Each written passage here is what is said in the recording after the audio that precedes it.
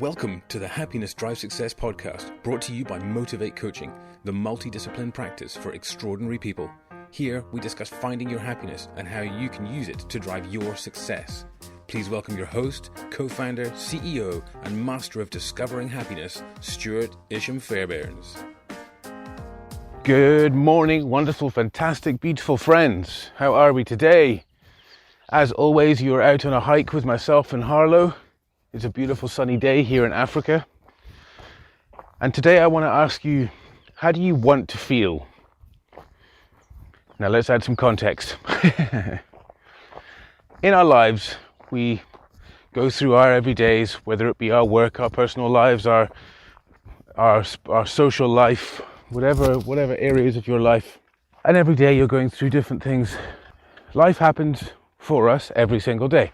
We wake up in the morning, we go to work, we go to university, studies, whatever it is we may be doing, and we take on our day. And we experience other people, experience other situations.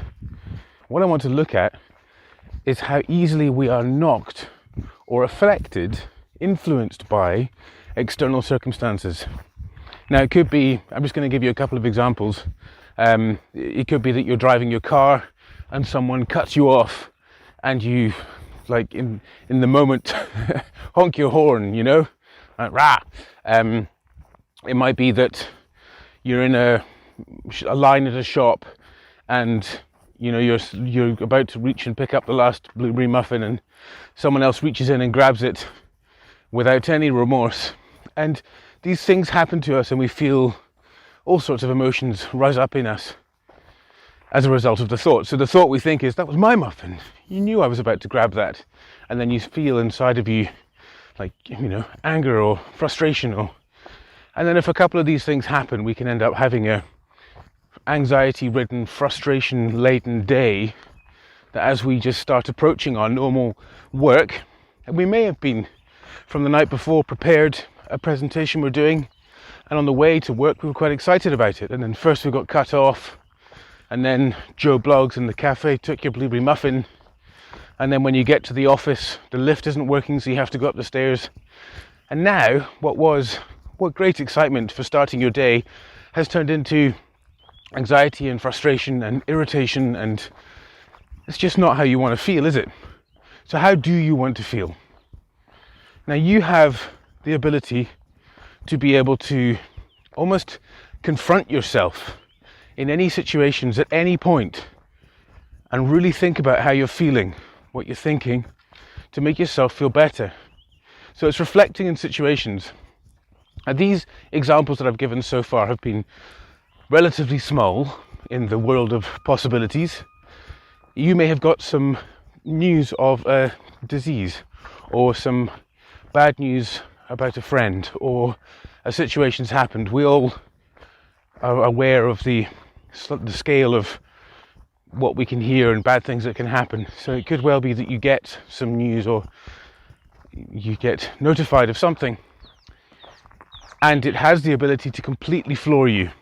It has the ability to make you feel fearful, anxious, frustrated, scared, embarrassed, whatever it may be that's relative to that situation and your reactions. Now let's use that kind of scenario. Let's say, for example, your partner or a friend or someone you know is diagnosed with something and it's tough. Now, who in that moment needs the support the most? Who in that moment needs the focus? It's the person, isn't it? So let's say it's your friend, Sarah, has now got this diagnosis, and your feeling within yourself is sadness, and your reaction is to be there and to try and support Sarah. But over time, and it may well be not a short period of time, it could be over a larger period of time, your feelings will become more own-centric. You will feel your feelings because we are human and our thoughts and emotions are consistently operating. So it might be that as Sarah is going through this, you feel frustrated because you're unable to support Sarah more. You could be fearful of what the ultimate outcome of what's going to happen to Sarah. What that begins to do is actually influence your behavior as friend. And it changes how you act around Sarah.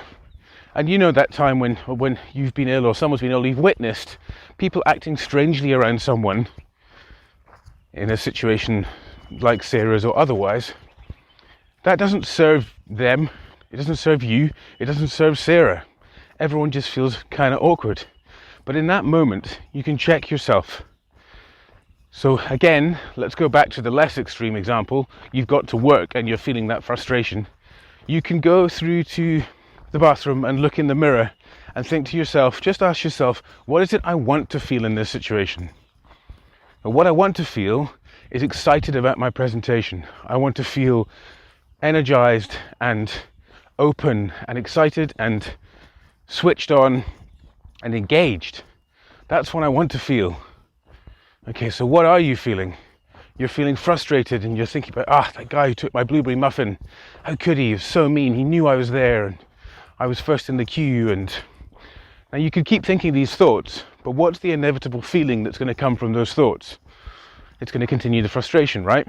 So if we know that thoughts create emotions, what thoughts can you think that will create the feelings and the emotions that you want to feel, which is, again, excited, it's enthused.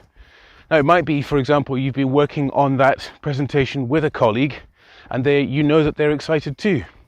So you can take a deep breath. You don't need to tell them the story about the muffin and the car getting cut off.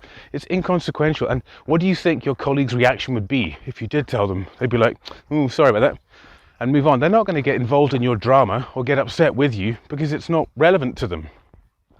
That doesn't mean if in a similar situation they wouldn't feel that way if it was happening to them, but the reality is it didn't happen to them.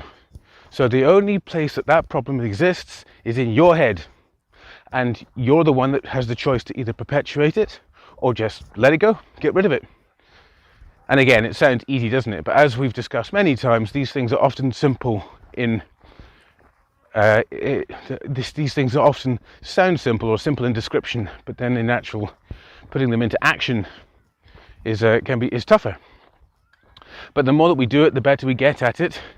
And ultimately, if you put in the practice, what are you going to get from this? You're going to get to be able to choose what it is that you feel. Now, that doesn't mean that you're going to feel happy clappy all the time and everything's going to be wonderful.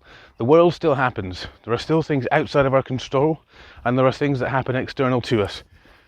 And that's going to continue being the case for as long as you're alive. So you may well get frustrated and irritated again. Absolutely, that's most likely going to happen.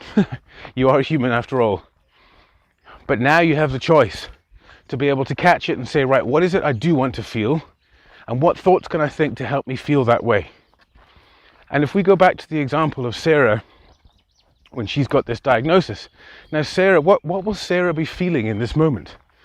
She's going to be scared, she's going to feel alone, she's going to feel just in the unknown. I mean, it's really not a nice position to be in, is it? So what would you like if you were Sarah? How would you like your friends to turn up for you? Now, it's not that Sarah's got any expectations, but it's just when we're feeling vulnerable and scared, what would we like to have? So we'd like to have people who are, they're strong for us, who can support us. And now how would you want to turn up? What would you want to feel when you're around Sarah? Or how can you help her? You'd want to feel compassionate, patience, calm, support, strength. This is what you want to bring, isn't it? All of these things. So if you allow your fears of Sarah's situation to dictate your behavior, you're only going to perpetuate the negative thoughts and feelings and behaviors that Sarah has. And she's the one that's got the diagnosis, so she's already a bit freaked out. So this is your opportunity to take some focus on your own actions in situations. And we can stop ourselves from having these programmed responses that don't serve us and actually trip us up. Because if you didn't do this and you've got to work, we're back to the original example, and you're frustrated and you go into this presentation, it's not easy in the moment, is it, to just switch it off? You can't just go, click your fingers and then say, right, I'm going to feel all good and excited. It doesn't work like that, as we all know. It takes some practice. You've got to make those decisions. You need to think about the thoughts you want to think. You want to build those feelings, and then you can hold on to them. So if you haven't put this bit of work in, you walk into that presentation, you're feeling this frustration. You know what it's like when you're in a room. You can pick up on the energy in the room. You know if there's a bit of tenseness or anxiety, or so that will already start to set the tone. And you could even throw your colleagues off, because when we're feeling something, that then informs or affects our actions, doesn't it? So you might say something, a little comment in the moment to a colleague that completely throws them off. It doesn't mean you are being malicious or nasty, but just because your mind is primed in that moment for negativity, through your anxiety, through your anger, through your disappointment with the situations you experienced, you then pass that on to your colleague, or even if it's just you that feels it, it can come across in your actions, how you present. You're going to be less excited, less enthused, and then, potentially you don't get the account. The client doesn't like the presentation or something. And then all that time that you've spent, invested in building that presentation, working with your colleagues, putting it all together, getting so excited about presenting it last night when you presented it and you felt great and excited. And then just because someone cut you off in traffic and someone took your blueberry muffin, you've thrown all of that away. It's not worth it, is it? But it's also perfectly natural, and it's perfectly human. And it's something that could seem as though it's so small, but the consequences from it can be massive. And all it really takes is just taking some time to think, to reflect on, how do you want to feel? How do you want to feel in this moment? How can you get this presentation, smash out the park? You know you were so excited about it, so just make it happen. How can you show up for Sarah? How can you really be there? What is it you want to feel? And then think about the thoughts that would help you feel those things. So what is it you could do that can help almost force and kickstart those feelings within you? So again, we know thoughts inform emotions, emotions inform our actions, which informs the results that we experience. So take control of it. What emotions would you like to feel? Great. What thoughts would help you get there? And if you need to kickstart those thoughts, take a deep breath, stay calm, go and see a friend if that helps, and then perform some actions together. Go and chat with your colleague. And this, folks, is where coaching really comes in, because it's not easy. And sometimes we just need to vent. Sometimes, when anger comes up in you, it's near impossible to be able to go, okay, I'm just going to reframe my thoughts and change my emotions here. Sometimes it's really hard to do. I happens to me, I don't get angry a lot, but sometimes anger does come up, and it needs to be dealt with. It needs to be processed. And a really good way that I do that is I phone my coach up. Because again, when we're angry, we're thinking irrationally, aren't we? It's not cool and calm and sort of sensible thought processes. So it can be quite good to just get it all out. But even when we are thinking rationally, if we have particular situations that happened, there's usually additional thoughts that are motivating the behavior and motivating the thoughts and the feelings in that situation, which we're unaware of, and we're focusing on the wrong part. We're focusing on the blueberry muffin or someone cutting us off in traffic. We're focusing on losing Sarah as opposed to supporting Sarah in the meantime. And it can be something as simple as that can just help flick our minds, and wow, yeah, absolutely. Okay, now, and that can instantly get rid of a build-up of feelings that can be just horrible and throwing you about the place. And a way to really get that clarity, to get that insight, so that we can show up for Sarah, so that we can show up for the presentation, for our colleagues, for ourselves. So, ladies and gents, how do you want to feel?